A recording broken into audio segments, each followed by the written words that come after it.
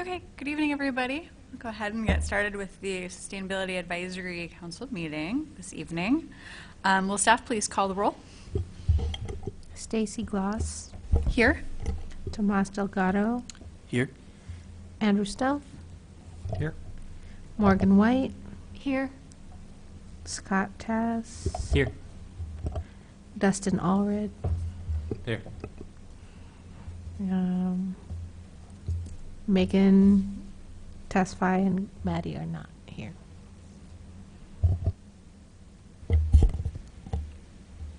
Okay, thank you. We have a quorum. We'll continue. Each of you received in your packets this week a copy of the minutes from the previous meeting from September 3rd.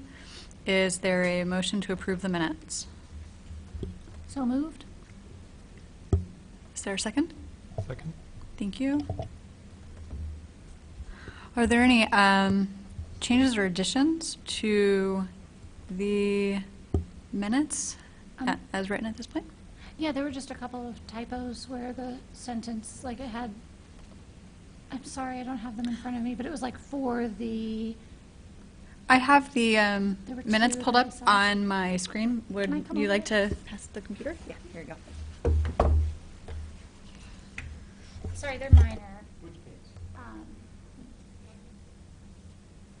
Paula,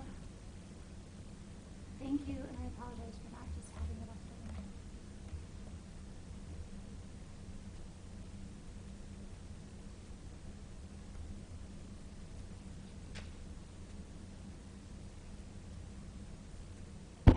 So on page 1 in the last paragraph, it says Ms. Gloss shared that she volunteered for at the U-Cycle tent. And it should just say at, I guess, at the U-Cycle tent. And the other one.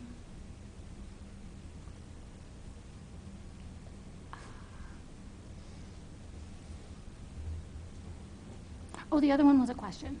Sorry. I apologize. The other one I remember. The U-Cycle, on page 2 at the top, U-Cycle advertised in the DI and the Daily Illini for the beginning of the semester. Staff is also working with Champaign County Environmental Stewards. I was wondering, is that the name of a committee in the county? It's 501c3. Okay. That's it. I think that's it. So amended. Thank you. All right, thank you. Any other comments or questions about the agenda? Sorry, about the minutes? Great, all in favor of approving the minutes as amended, say aye. Aye. Aye. Thank you. Motion carries.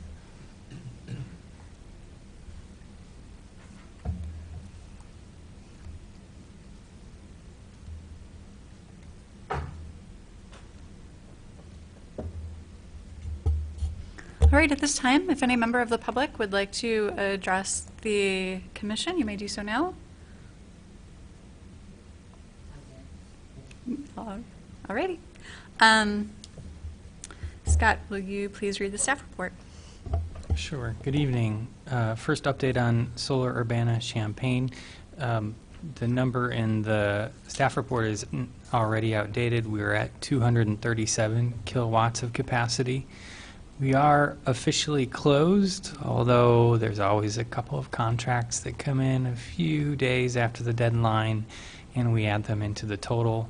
We are hoping to get a couple more contracts wrapped up and get over the 250 kilowatt mark, which will activate the third and final 1% discount. So feeling confident that that's going to happen, which would be really fantastic to have another year where we achieve all of our bulk purchase discounts. So maybe I will have that update next month. Some additional activities in the energy and climate field. Staff is providing some promotional support and also potentially some seed cleaning for the Urbana Free Library's new seed lending library. I don't know if I talked about this last month. I couldn't see it in the notes, so I thought I'd bring it up anyway. The library has created a space where they are collecting cleaned and prepared seed. Right now they're focusing on vegetable seed. And so they're going to accept seed collected from the public, take it into the library for the winter, and then give it back out in the spring for folks to use in their gardens. The city, specifically the Arbor Division, has collected some landscape seeds, so things like purple coneflower and that sort of thing. And we're going to prepare that and make that available in the lending library. Although right now, from the general public, the library just wants to collect, tomatoes and tomato seed and that sort of thing, vegetables. So this is really exciting and fun resource that they're making available. So I'd mentioned before that we were working on a procurement to install, to get internet access at the Landscape Recycling Center ticket booth. We did not get favorable bids the first time out, so we made some amendments to that procurement. Specifically, we're becoming technology agnostic and just saying that the goal of the procurement is to achieve internet connectivity. However, whatever technology does that. So that bid closes in a couple of days, and hopefully we'll have more favorable results. Staff is participating as a local partner in the University of Illinois Institute for Sustainability, Energy, and the Environment capstone course. So we'll be sharing some potential capstone projects that students can work on. And if those projects are chosen by a student, we'll be doing some support and mentoring there. In U-Cycle, staff is working with City of Champaign and Champaign County on an upcoming electronics recycling event. That's October 12th. And an Illinois EPA-sponsored household hazardous waste collection event on October 26th. Registration for those events is online. You must register. We do that so that everyone who shows up has a time slot, and anyone who doesn't have a time slot doesn't bother showing up and waiting in a line that they never get to the front of. So we still have, I'm not sure about the electronics, but I know for sure as of earlier today, we still had space slots open in the household hazardous waste. So if you have chemicals lurking in your basement or garage that have been there for too long and need to go, this is the opportunity to get rid of them and have them recycled. Staff attended a recycling and transition workshop recently in Springfield.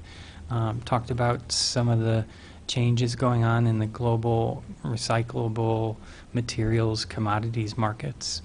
Long story short, so far the big changes in what China is accepting, and it has not affected us yet.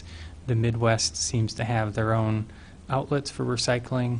It seems that coastal areas, which were more oriented towards shipping overseas anyway because they have the ports, are being more substantially affected by the changes in the global market. So we'll continue to monitor that, and the ultimate indication is the prices we receive in our recycling procurement. And we're about 2 years into a 5-year contract right now.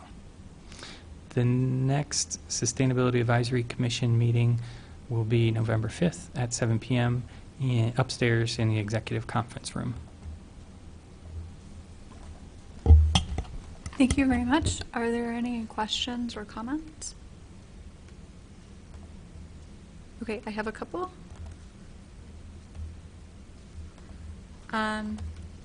Going back to the Urbana Free Library Seed Lending Library, I'm wondering, are there any requests for assistance from the members of the SAC? So, one of the reasons that the library, well, one of the reasons I think the library is just focusing on vegetable seeds from the public is maybe that's more familiar to folks. These landscaping seeds can be a bit difficult to get cleaned, that is to get the seed off the seed head. So we may be doing, we may organize some event where we'll, potentially we could invite SAC members to participate in doing some seed cleaning. That's something I've done professionally in the past, so I'm familiar with it. But it's not scheduled yet. I'll let you know. And just as a follow-on to that, if you would be okay with passing on sort of a recommendation that any materials that they have in addition, so I envision going to the library and maybe picking up seeds with the intent to bring seeds back the following summer, but I recognize that I don't think a lot of people actually know what is entailed and how to do that for different plants and different seeds. So if there are any handouts that will be made available to the person sort of borrowing seeds from the library, that would be really helpful to ensure that we get something that comes back. Another that comes back usable. Another kind of question and issue is whether or not the library will want to track the variety of the vegetables seeds that they're also lending. Some do better than others in certain areas, and a tomato is not a tomato. You can Sure. right. As to the first question, the library has some resources about collecting, preparing, sharing seeds online, and I think also print at the library. And I don't know what level of specificity they're recording information. Probably it's best to start out with the presumption to record everything, the variety and so forth. Thank you. Are there any other questions on that topic? All right, next topic. As far as staff participating as a local partner at the IC Capstone course, are there any requests for input from the SAC in that? Or is there any way for us to be involved? I don't think so. Morgan, is this the class that did the kind of the open house, or was that a different class? Yes, it's the same, it is that class. So potentially there will be an open house, showing posters, and SAC would be great for them to visit and talk with the students about their projects at that open house. If I could, so the class is a capstone for the sustainability minor, which is cross-disciplinary. So anyone at the university can go through this minor program, and it's hosted by IC, but it is a collaboration with 6 different departments across campus. And then the seniors in the program form teams of 2 to 5 people and do projects with external partners. So, Scott, I think you put in 4 or 5 options for projects. They cut me down to 2. Okay, a couple options. Oh, so the partners are across town and outside of town. So SAC could suggest to local businesses, anyone who says, I wish I had some students to do that, we could be aware of and suggest that they reach out to IC for future capstone projects. The other thing is the students, once they pick a project, then they have to have a point of contact who knows what the purpose of the project is. And so Scott or maybe Courtney would help with the project itself. But there could be projects that SSC wants, and we could ask Scott to submit as SAC, on our behalf, or we could have one of us be the project point of contact. The students in the sustainability minor could be from anywhere. It could be a drama student or it could be an engineering student. And then there's also a civil engineering project-based class that's separate and has worked with Scott and others in the past. So there's the sustainability minor capstone, and there's also project-based learning, which is incoming civil engineering students. For more detail, check the website. Are these courses each semester, or are they only in the spring semester? Yeah, the project-based learning and the senior capstone for the sustainability minor are both in the fall. There are other projects or the ability to get students to help with projects in other semesters, but not through those courses. Any other questions on that topic? All right, just a couple more, I'm sorry. For the City of Champaign, Champaign County upcoming electronics recycling event and the household hazardous waste event, is there a website for more information about what materials can be collected and about the safe transport of materials from maybe your location to the site? Information's on the city website, urbanaillinois.us.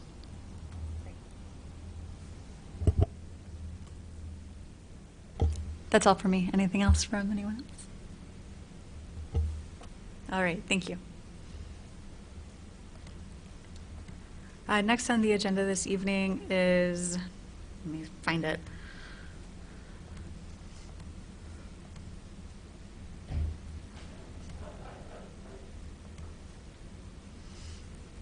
Unfinished business from last week. We were discussing our SAC priorities.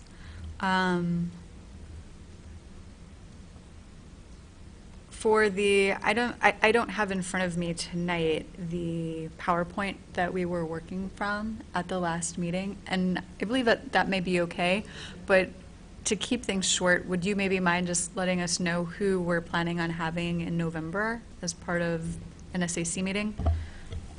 So we're going to have the Economic Development Director, Brandon Boyes, talk about TIF and Economic Development Zone and related topics.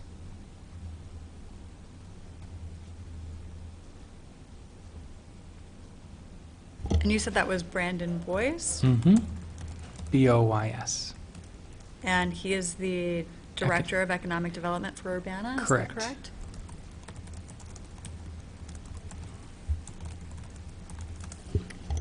Will he have information about the Lincoln Square effort, or is that all in the planning department at this point?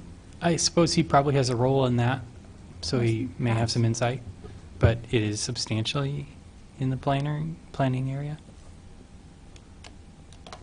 I think to help direct his discussion with us at the next meeting, it might be helpful if we spent a couple minutes to brainstorm some questions that we want to send him to prepare some answers to in advance. And I believe that, Morgan, you sort of started that off with asking about what's in your square. And I think that that's a good question. Are there others that we would certainly like to have covered?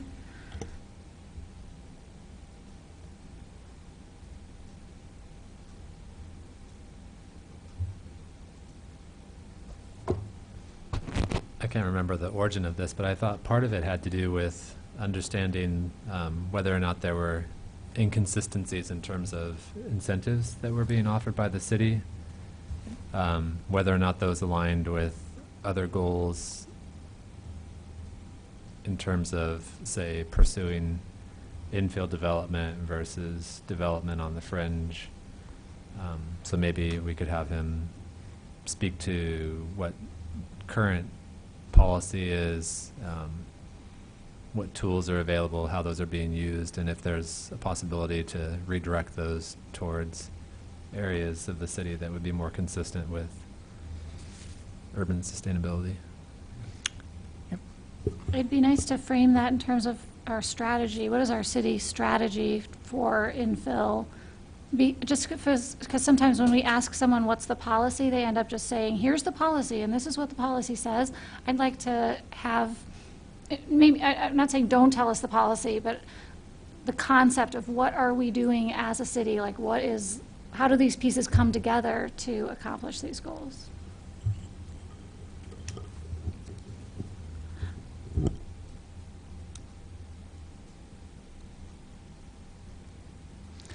Stacey, I think I have the PowerPoint from last month, if you want to look at it. Bring that up, Yeah. and then maybe we'll just focus on. If you would bring up the PowerPoint, then we can just focus on that section of it instead of going through all of the sections. I think another issue was to figure out what parts of the plan, strategic plan, or what's the status of some of those things that might overlap with his department, so. Great.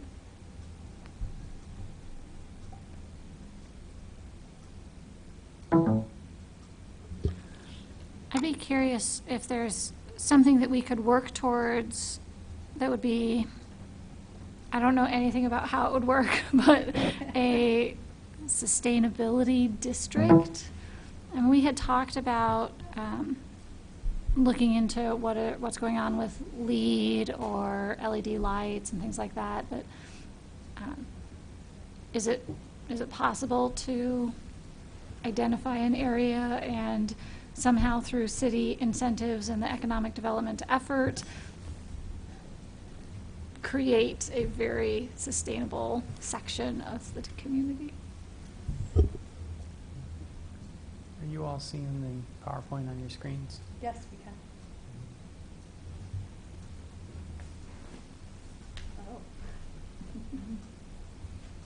So you're imagining like an overlay zone, or Yes, like an overlay zone, would that be in the plan and zoning, or is there something in it, is it plausible? Because I didn't take any classes in economic development, and I know a TIF district is a tax increment finance district. So a TIF district is something where there's a special tax that allows that district to have a special thing. That's all I understand. And that's wrong. Okay. not quite? So but- could you please enlighten Well, I don't me want and- to be the one explaining TIF districts. Okay, so but we'll want him to explain TIF districts Yeah. for sure. I think it's more the use of how that tax increment is used in a particular zone of the city. So it's the ability to capture an increase in taxes on properties in a defined area of the city and use that towards a variety of projects. It could be used to incentivize more development. It could be used to fund capital improvements. I think there's a variety of things. So from our perspective, it could be is there a possibility for that tax increment in those areas to be used to support sustainability-related efforts, or improvements to projects that would make them more sustainable. Or you might even go kind of further out and say, maybe we want to find a developer that wants to do a smart neighborhood kind of development, or a sensible development neighborhood, I guess. So define an area that might be a focus of the city to kind of try and find a developer that wants to do some kind of development like that. I am wondering how those relate to the Economic Development Office, so I think that these are really good sort of questions. Can you advance the slides to a section on... Okay, so we've got zoning and development, environment, hazards, study sensible growth, transit-oriented design, build urbana. Is that the last slide? Yes. This is what I was referring to in terms of an economic development that the city may or may not be doing now, because this dates from 2005 or 2007. But at one time, the city had a program to incentivize and support new construction of subdivisions on the fringe of town, which may or may not be in line with other goals and priorities.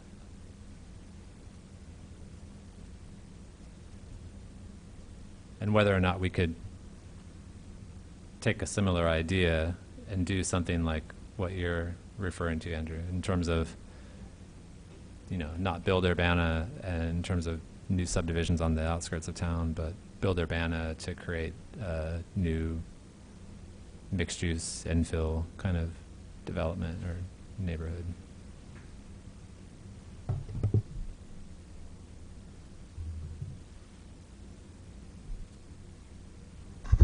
All good things for Brandon to describe. I think a good question to start will be, what is sort of within his purview and what isn't. Maybe we could direct him to this part of the video where we're having this discussion, if that would help him prepare notes and a presentation for the next month. I have some notes as well written down, and I'll review that and send something in a kind of a Word document, writing up a few different questions and themes to cover, if that's acceptable. Sure. Great.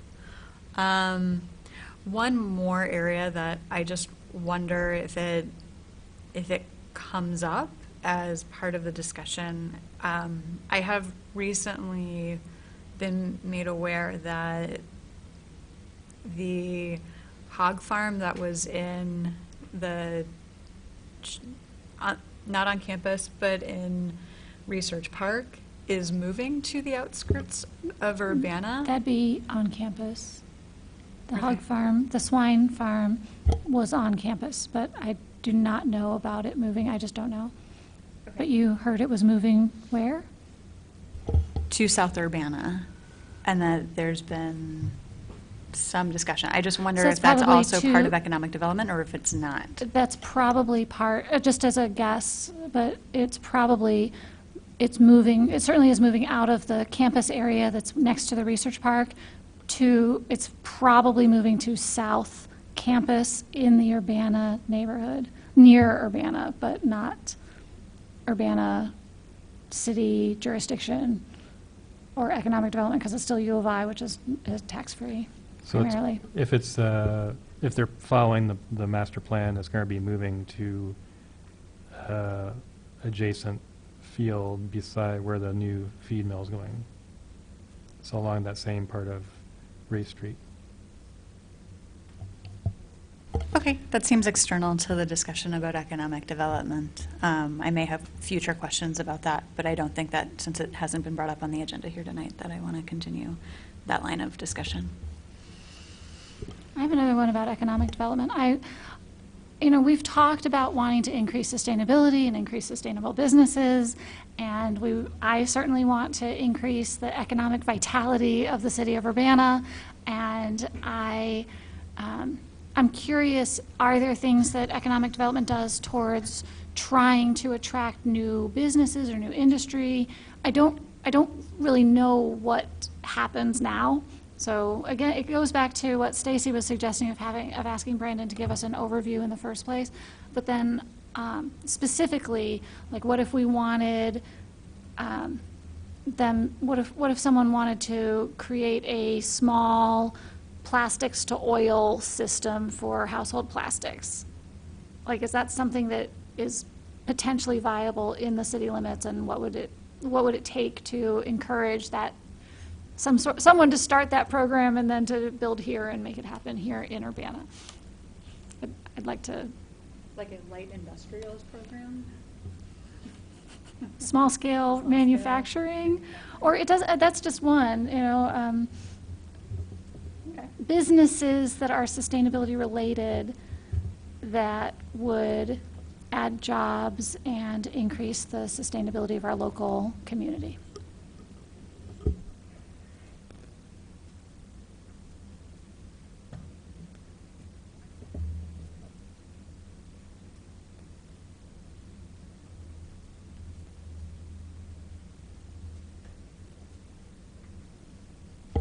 Thank you. Is there anything else?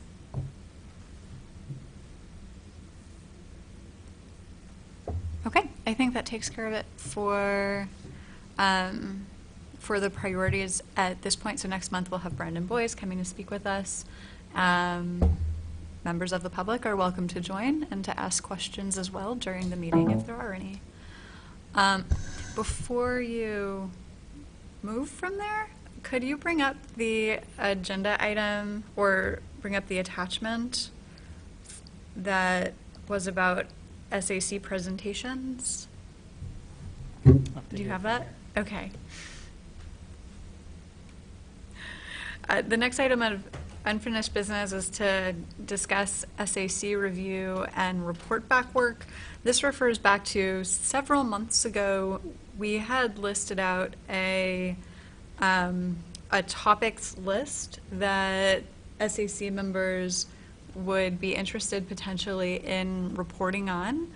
I realized that we had a presentation by one of our former SAC members on, I think the topic was household composting, or sort of commercial composting for food waste in the city. And then I don't think we did any other presentations after that. Dustin, I apologize if you gave a presentation and I forgot about it. No, okay. So I'm asking Scott to bring up that list, and I'd like to revisit that to see if members are still interested in researching a topic and presenting on it at an SAC meeting.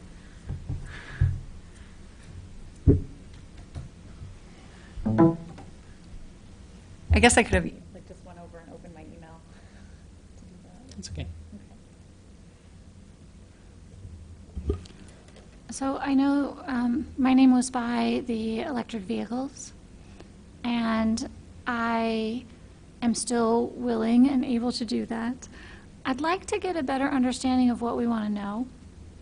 Like I could share the results of a study on campus about electric vehicle needs, EV charging needs for the university, and how, and then that might apply to things for the city.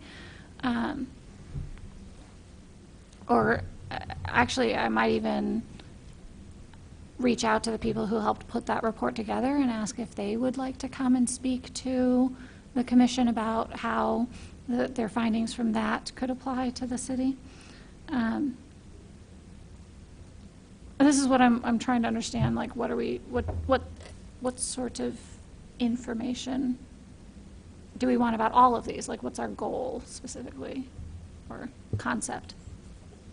For yours in particular, and maybe others, I don't know. I think the city's situation is a little bit different from the university in that, and I think it's kind of referenced in the second part of that, which is planning, zoning, and permitting best practices. So what are the sort of rules that the city can put in place that doesn't cost the city anything? So the city's not on the hook to provide any of this infrastructure, but can they put in place rules that when development happens, this is the expectation of the developers or the new development, that they provide this infrastructure or provide, hookups for this to be done at a future date or something like that?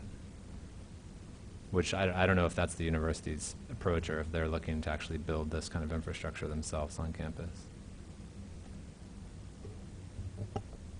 Yeah, so I think I could put together 10 to 15 minutes to share, because one of the things we learned was that the students don't have charging infrastructure. So if a student wants to live in one of the apartment complexes and then go to school at the U of I, they don't have an option. We don't have charging on campus right now, except in a few isolated places.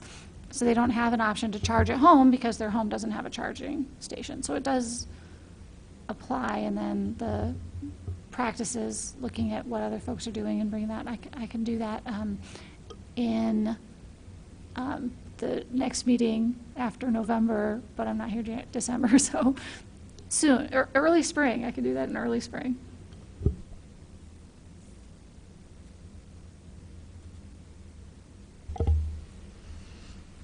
So I think Morgan brings up a good point about coming up with a list of objectives with what we want to get out of these discussions. I would even maybe back up further, and I did bring it back up for the agenda this evening to see, is this still a direction that the board would like to go in and would like to present on some of these topics? Are there maybe different topics that come up?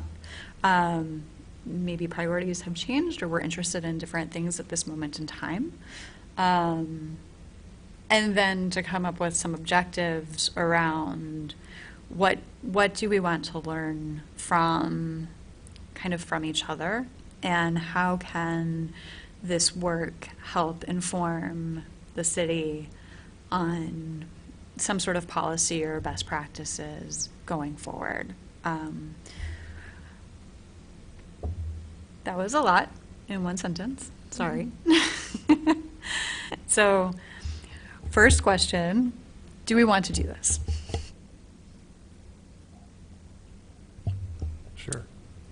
Yes. Yes. Yes. Okay. All right. So for the ones I have, Yes. I did number 5 already. So that's the natural gas conversion to geothermal. So number 9, the contribution analysis tool. I looked at that. I'm not sure, Scott, are you using the tool?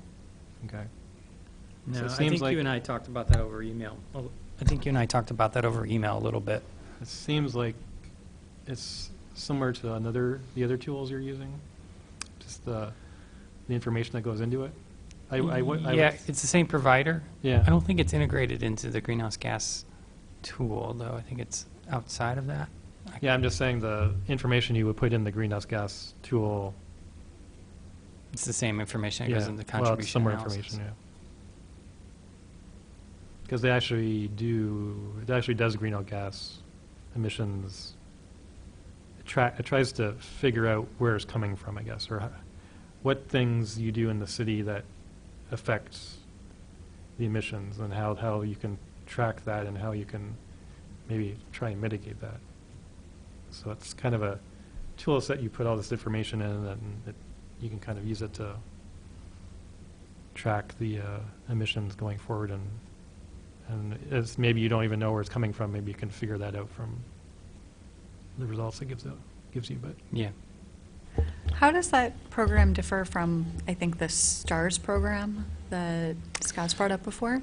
Contribution analysis is data analysis. It doesn't, it's not a prescription. It's not a pre-built prescription. It's sort of weighing, it's been a long time since I looked at it. It's like weighing the causality or impact of different contributions to greenhouse gases. Whereas STAR Community Rating System, which is now LEED for cities, is a best practice and recognition program. Well, I would still be very interested then, I think, in learning about the contribution analysis tool and data analysis around climate change issues. I think that would be interesting to learn about. Would you So like to still present that? So I've downloaded the tool, Okay. or the kit, I guess they call it, and then it comes with a bunch of different things. Okay. So I'm not sure if we'd want to run through the tool. I'm not sure.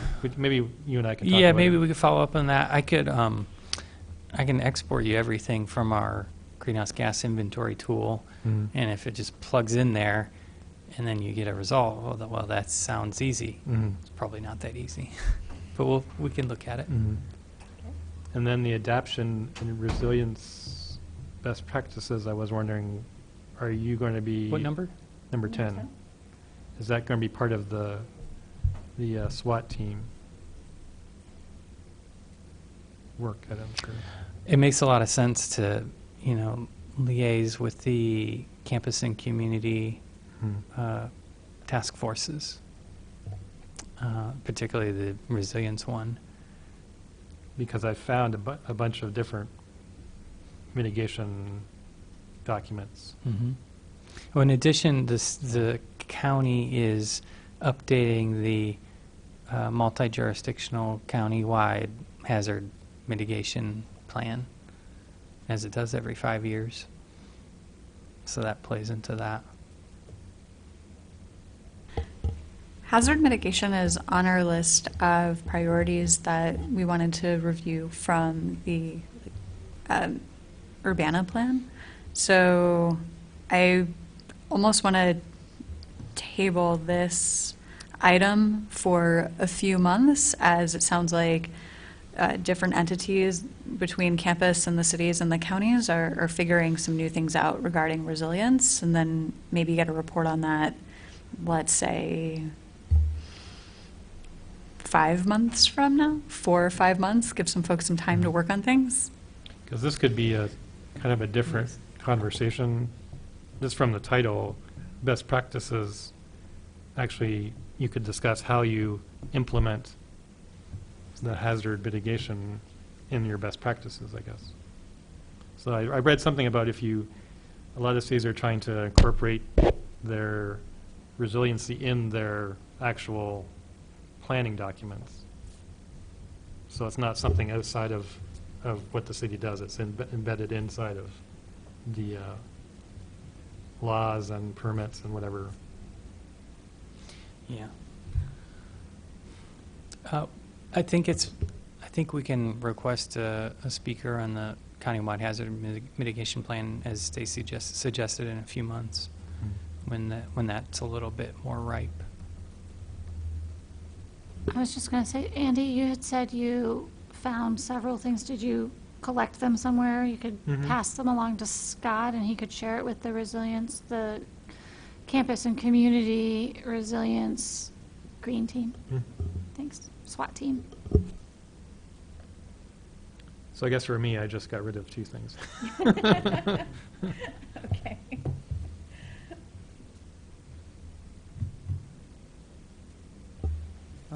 Number 6 seems of somewhat interest to me, and I was wondering how that one actually came about.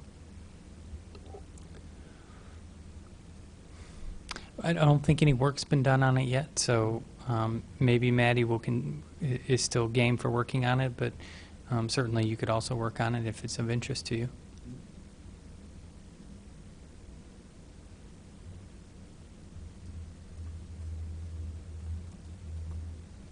I'm going to add Thomas's name next to number 6. Great, thank you.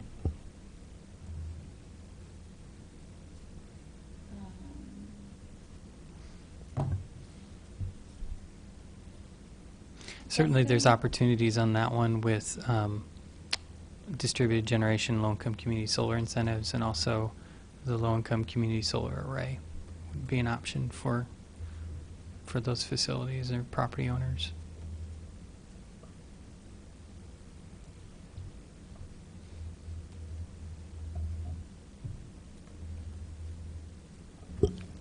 Tomas, are there any others there's others that don't have names also, in addition, you want to look at? Does it end at 14, or does it, is there more? I think it's at.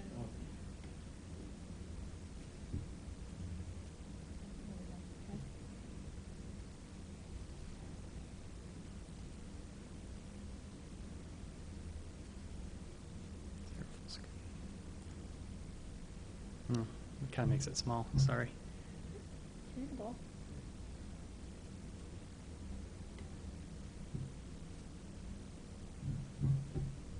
I'm kind of interested in number 12 about the construction and demolition, deconstruction, recycling best practices.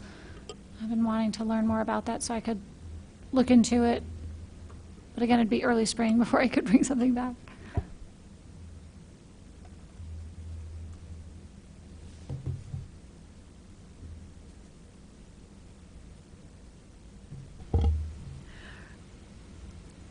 I'm interested in number 13 on equity and sustainability. It says synergies.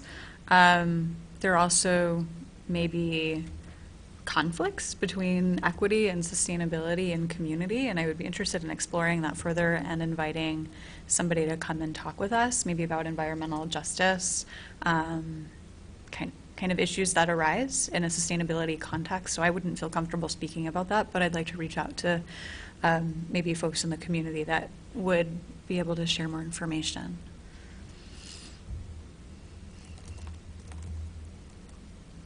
I don't think that we have to fill all of these, and that's okay. I might also want to do something with mosquito breeding abatement practices, again, in the spring for next year. It's my personal battle with mosquitoes. But I'll keep that on the list. And things that haven't been covered by anybody, and I think I'm wondering if we still want to hold on to these. are, let's see, greenhouse gas or other number 3, greenhouse gas or other sustainability values for walkable mixed-use neighborhood compared to conventional suburban development. I'm not sure what that was in So the idea reference there to at is the time. is a literature review to see if anyone has tried to estimate or model the value add in terms of greenhouse gases from a walkable mixed-use neighborhood versus conventional suburban single-use development. That sounds like a really cool student project. It's a big model, I think, to do it well. Okay. No, the literature review. Literature review, yeah. Yeah. That might be a short review. But yes. Okay. And that could be combined with the commute mode best practices too. You're kind of talking about, I mean, I see number 3 as being about transportation. Is there another aspect? Yeah, it could be something to do with, detached single-family homes versus Okay. And duplexes, triplexes. maybe on a- local procurement too.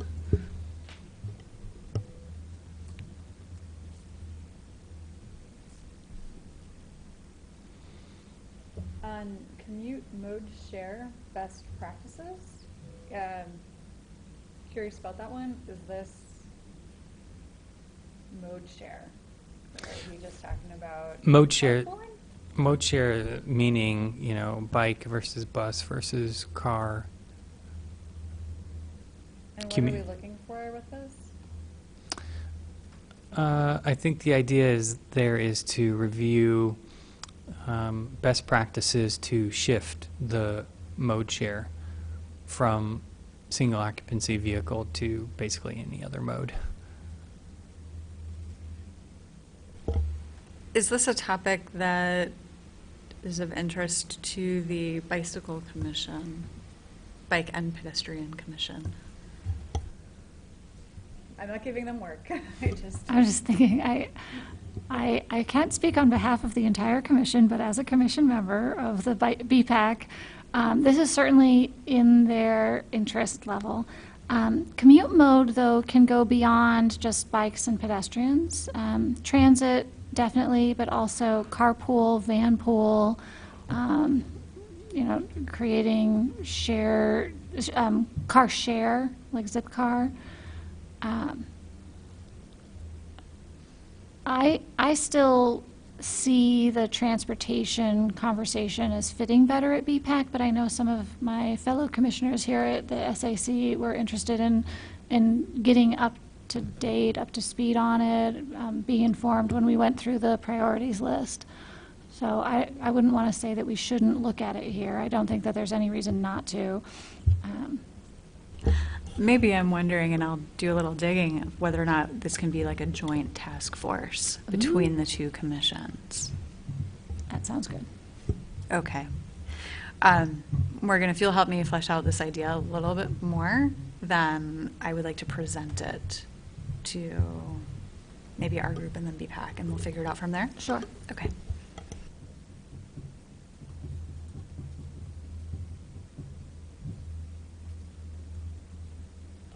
While we're on the topic, though, I do want to put in a plug for a website called the TDM Encyclopedia. It's Transportation Demand Management Encyclopedia, and it has every single thing that I can imagine about how to shift people out of single occupancy vehicles. And it talks about the pros and cons, the impact level, the cost level, and case studies, and it's a really robust online resource for mode shift. Thank you.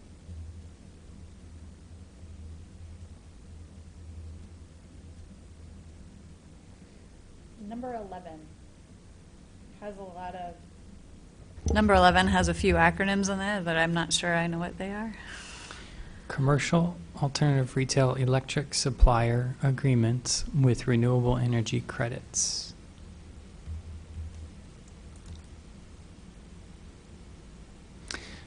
This is something I've explored. The county organizes a commercial retail electric supplier program to help their members get good competitive retail electric supplies.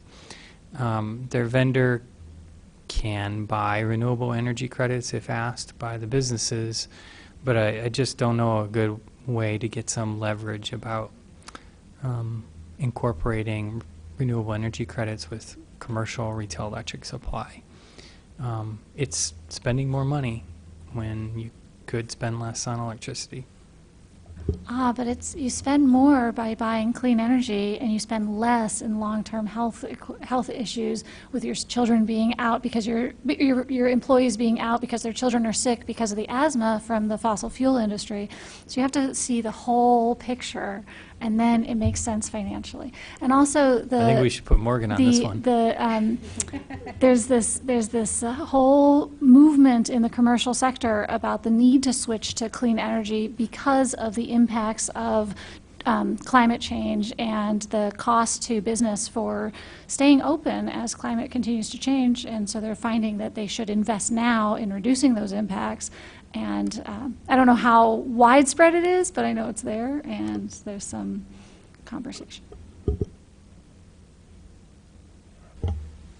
All right, well, it sounds like we have some very interesting topics to cover. What about, you didn't go through Dustin's, did you? I was Well, wondering I about wasn't- number I- 2, it's if that's okay. the same as Let's see. leads. You were just talking about STARS is now lead Lead for something, and cities this is lead ND. municipal. Lead ND would be for a specific neighborhood development, a new land development. Okay, that answered my question. Yeah, I'm up for talking about, or looking into that at some point. Again, I think it would be helpful to know what the end goal is with something like this. I think with all of these, and including the, what we kind of identified from the comp plan, we were working off of that PowerPoint, is, going back to something that the city administrator, Carol Minton, had suggested when she visited this meeting a few months ago, which was, review an issue, understand it, and then make a proposal to the city for some change.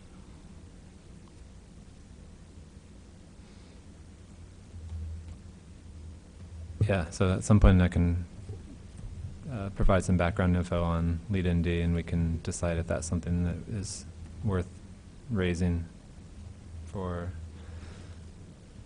other departments in the city to consider incorporating into their ordinances.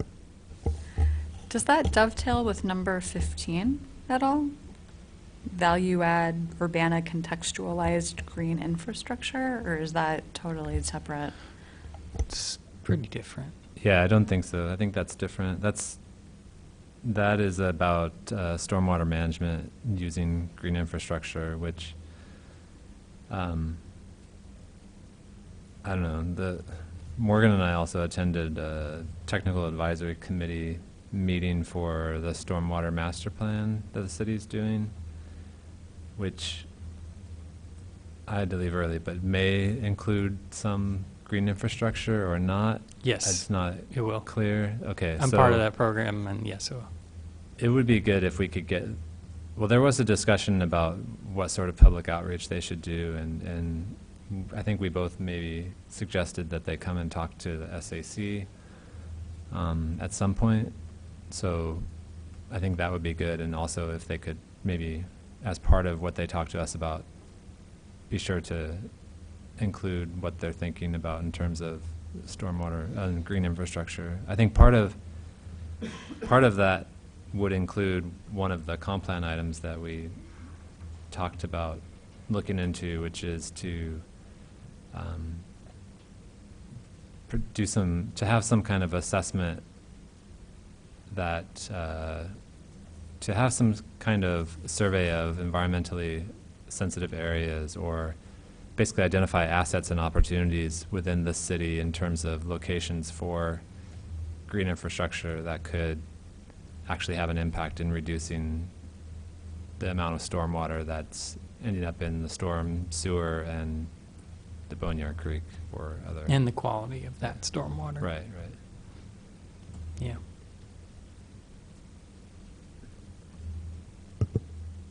So I would suggest basically that we replace number 15 with get an update about the stormwater master plan at a time when we could still provide useful feedback. So relatively early in the process. I know they don't have the public input conversation was that it's like they'll put together information to share, and then we have to work through how to share that, how the city staff time will work to provide it. So it might be that you can present on it, but getting this group kept up to speed on that process would be great. But it would take off number 15 as far as Dustin's reason. I understand. Okay, that will be updated. And I will, you can put my name on number 11. You already did. I was thinking you probably did, but I'm just confirming, yes. Thank you. I'll talk to Scott a little bit more about that.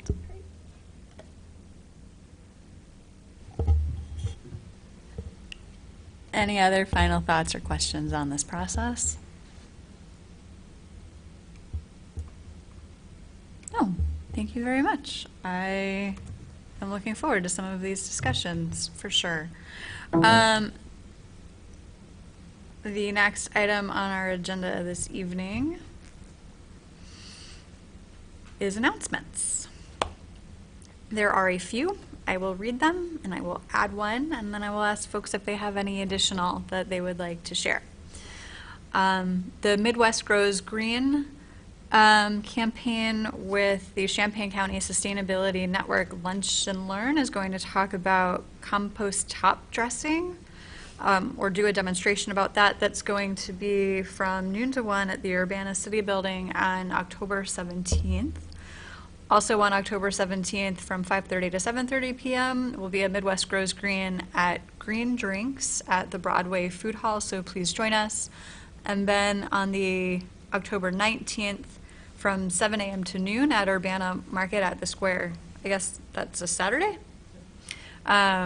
Midwest Grows Green will have a table with some educational materials. Is that correct? Great. I'd like to add an announcement. On October 30th, the Indoor Climate Research and Training Center at the University of Illinois will be hosting an open house of their Weatherization Assistance Training Center. All are welcome. It's open to the public. Are there any other announcements? On October 23, from 4 to 6 at the Levis Faculty Center on Illinois Street on campus, we're hosting the Campus Sustainability Celebration, and this is open to the public, free for all. It is going to have an awards ceremony about the campus awards and the buildings on campus that have had the highest, the greatest reduction in energy consumption from the previous year to the last year. And it's also going to be our first brainstorming session for what the climate action plan for the university should include in the next session. So brainstorming topics about what you would like the university to do. We'd love to have community members join us. It's 4 to 6 on October 23 at the Levis Faculty Center. And Morgan and I will both share these events with Scott so that way they could go into the notes about the meeting. And I've got one more as well. There will be a film and panel discussion about a film called What Lies Upstream, which is about a chemical spill into the Elk River in West Virginia that occurred a few years ago, and how communities around there responded to that. So kind of what happens when water is poisoned for 300,000 people in your community. I believe that some of the panelists will be tying, at least some information to what would happen, for example, if the Mahomet Aquifer were contaminated in some way, and how might our communities be resilient or prepared to respond for such an event to occur. So that film showing will be on Tuesday, October 22nd from 6 to 9 p.m. It will be at the McKinley Foundation at 809 South 5th Street in Champaign. Also, there will be free pizza and popcorn. Yay, fun. Yes. I have another one. October's So- very busy. So on Thursday of this week, that's the day after tomorrow, which would be October 3, from 4 o'clock to 7 o'clock p.m., we are hosting the annual Light the Night event with free bike lights given out to cyclists. There are 2 locations. One is hosted by the city of Urbana. It's at Lincoln in Illinois. The other one's at the Alma Mater. And Lincoln in Illinois, you bring your bicycle. You have to have your bike with you. It cannot already have a light. And volunteers will install a light, and that is to help educate the community about the requirement in state law that if you ride your bicycle after dark, you have to have a light. You also need a rear reflector. Thanks. Any other announcements?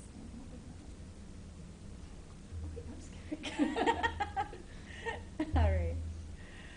I believe that is all that is on the agenda for this evening.